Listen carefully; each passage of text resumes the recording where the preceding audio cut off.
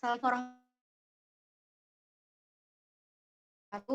wassalatu ala asrofil amin wa ala alihi wa sahbihi rasulillah ajmain. Baik, kami tentang jaringan penguat atau jaringan penyokong. Namun sebelum diskusi, izinkan perkenalkan diri terlebih dulu. Anggota kelompok 5 terdiri dari saya sendiri, Mutia Priuliza, NIM 2003-1019. Yang kedua ada Fani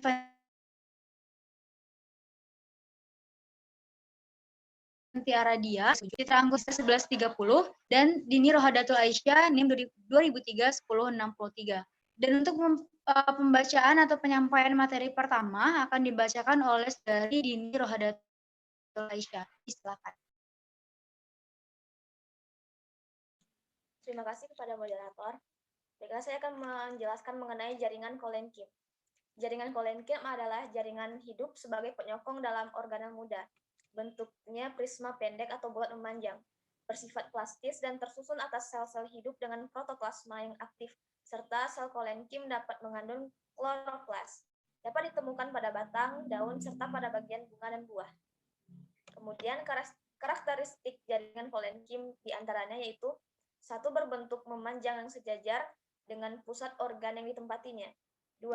Dinding selnya tidak mengandung lignin, tetapi mengandung pektin, selulosa dan hemiselulosa. 3. Beberapa sel kolenkim memiliki kloroplas sehingga juga dapat berfungsi menunjang fotosintesis. 4. Pada dinding sel kolenkim biasanya mengalami penebalan setempat. 5. Bekerja pada organ tumbuhan yang masih aktif. 6. Biasanya ditemukan pada tumbuhan muda, terutama pada bagian tangkai daun, tulang daun, dan ranting. 7. Antar selnya rapat, yang sehingga ruang kosong yang tersedia sangat kecil. 8. Selnya mengandung protoplasma. 9. Memiliki vakuola yang berukuran besar dan menonjol serta berisi sektori. 10. Vakuola terdapat sitoplasma granular. Pada bagian tengah vakuola terdapat inti sel atau nukleus. Selanjutnya, fungsi jaringan kolenkim. Yang pertama, untuk memperkuat, menunjang, ataupun menyokong organ muda di mana sedang tumbuh, ataupun pada herba agar bisa berdiri dengan kokoh dan kuat. 2. Mampu menyesuaikan terhadap pemanjangan organ dengan tanpa kehilangan kekuatan. 3. Memiliki sebuah kemampuan di dalam peningkatan permukaan serta ketebalan dindingnya. Macam-macam dan bentuk jaringan kolenkim. Yang pertama ada kolenkim sudut atau angular. Penebalan berlangsung pada bagian-bagian sudutnya dan memanjang mengikuti sumbu sel. Contohnya pada tangkai daun Vitis sp, Begonia sp, dan Solanum tuberosum. 2. Kolenkim papan atau lamelar. Penebalan terjadi pada dinding sel yang tangensial atau sejajar permukaan organ, sehingga pada irisan melintang terlihat seperti papan yang berderet-deret. Contohnya pada korteks batang Sambucus javanica. 3. Kolenkim tubular atau lakuna. Terdapat pada kolenkim yang mempunyai ruang sel dan penebalan-penebalannya terjadi pada permukaan ruang-ruang antar sel tersebut. Contohnya pada tangkai daun Salvina, Malva, dan Alteae. 4. Kolenkim tipe cincin. Pada penampang lintang lumen sel berbentuk lingkaran.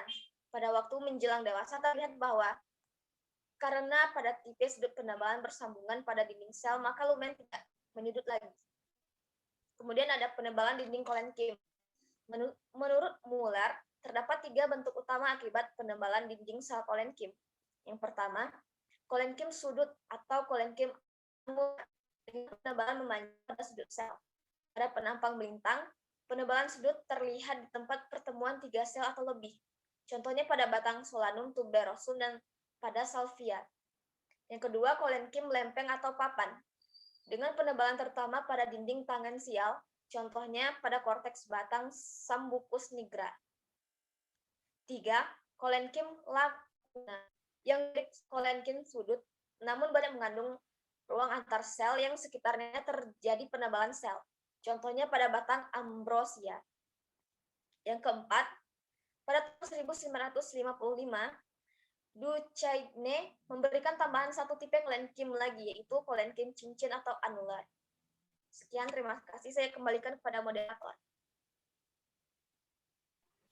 Baik, terima kasih kepada Saudari Dini. Untuk pembacaan materi selanjutnya, yaitu jaringan sklerenkim, akan dibacakan dan disampaikan oleh Saudari Citra Anggonanisa. Kepada Citra Anggonanisa, disilakan. Baik, terima kasih moderator. Saya akan menjelaskan mengenai jaringan sklerenkim. Karakteristik jaringan sklerenkim yang pertama terdiri dari sel-sel yang sudah mati. Yang kedua, pada dindingnya ada lignin dan mengandung selulosa. Yang ketiga, dapat ditemukan di batang, daun, dan bagian keras biji serta buah. Fungsi jaringan sklerenkim, yang pertama penyongkong tumbuhan, yang kedua memberi kekuatan bagi organ tumbuhan, yang ketiga pelindung organ tumbuhan, yang keempat menjaga tanaman dari stres karena faktor lingkungan. Selanjutnya, sklereid. Sklereid terdapat di berbagai dalam tubuh tumbuhan. Sering sklereid berhimpun menjadi kelompok sel keras di antaranya sel parenkim sekelilingnya. Tempurung kelapa misalnya hampir seluruh terdiri dari sklereid. Sering pula sklereid terdapat sebagai idioblast, yakni sel yang dapat dibedakan dari sekelilingnya karena berbeda ukuran, bentuk, dan tebal dindingnya. Sklereid dapat dibagi menjadi 4 macam. Yang pertama, brachisklereid atau sel batu yang bentuk hampir isodiametrik, misalnya phloem kulit pada kayu pohon. Selanjutnya,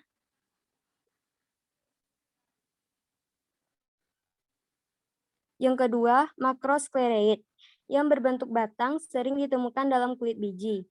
Yang ketiga, osteosklereid yang berbentuk tulang dengan ujung-ujungnya yang membesar kadang-kadang sedikit bercabang. Yang keempat, asterosklereid yang bercabang-cabang dan berbentuk bintang sering terdapat pada daun. Serabut. Serabut berkembang dari meristem yang berbeda. Misalnya Prokambium, Cambium meristem dasar. Bahkan pada spesies tertentu, Gramineae dan Ciriperaceae, serabut berkembang dari protoderm. Serabut mungkin berkembang dari sel parenkima, misalnya pada protofloem. Banyak tumbuhan dikotil dalam perkembangannya hanya memanjang sedikit atau tidak memanjang sama sekali. Selanjutnya. Sekian, saya kembalikan kepada moderator. Baik, terima kasih kepada Saudari Citra Anggonanisa. Untuk penyampaian materi terakhir, yaitu jaringan pengangkut, akan disampaikan oleh Fani Fenti Aradia. Kepada Feni, disilakan. Baiklah, untuk jaringan pengangkut akan saya bacakan.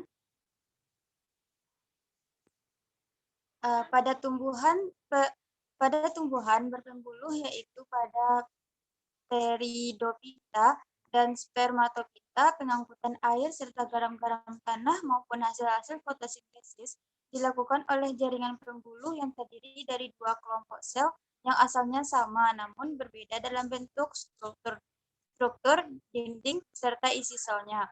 Fungsi utama xilem adalah mengangkut air serta zat-zat yang terlarut di dalamnya. Phloem berfungsi mengangkut zat makanan hasil fotosintesis. Pada batang, berkas xilem umumnya berasosiasi dengan phloem pada satu ikatan pembuluh. Kombinasi xilem dan phloem membentuk sistem jaringan pembuluh di seluruh tubuh tumbuhan, termasuk semua cabang-cabang batang dan akar. Selanjutnya,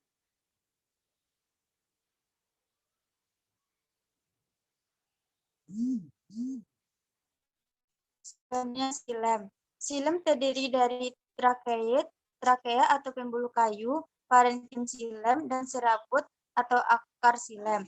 Berdasarkan asal terbentuknya, terbagi menjadi xilem primer dan xilem sekunder.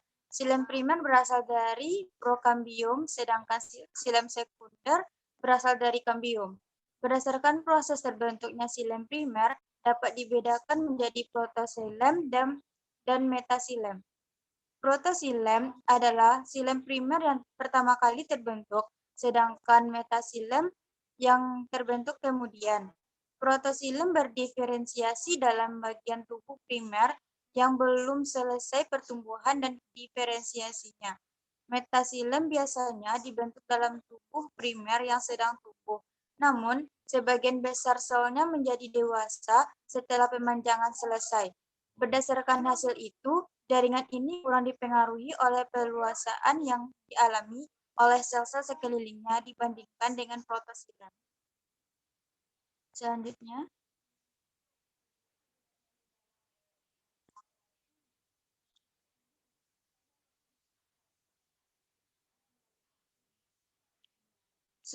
elemen pengangkut terdiri dari trakeid dan komponen pembuluh kayu atau trakea. Perbedaan utama antara kedua macam sel adalah bahwa trakeid berujung runcing yang tidak berperforasi atau berlubang, sedangkan komponen pembuluh kayu berperforasi pada ujung selnya. Komponen pembuluh kayu tersusun dalam deretan sel memanjang yang berhubungan dengan satu yang lain pada dinding ujungnya. Nah, dapat teman-teman lihat gambarnya sebagai berikut.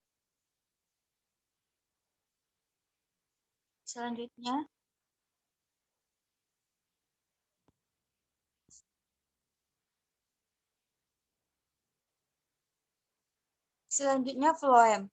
Floem terdiri dari unsur tapis atau sel tapis dan komponen pembuluh tapis, sel penyiring atau sel pengantar, parenkim, dan serabut atau serat floem.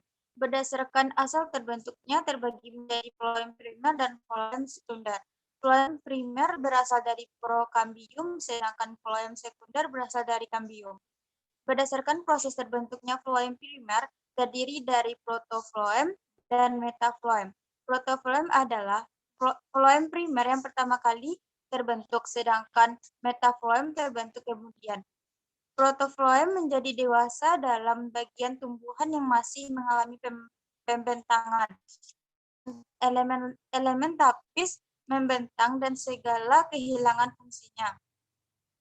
Elemen floem primer pada Angiospermae biasanya sempit dan tidak menyolok. Sel pengantar tidak selalu ada. Selanjutnya. Nah, dapat teman-teman lihat gambar floem sebagai berikut.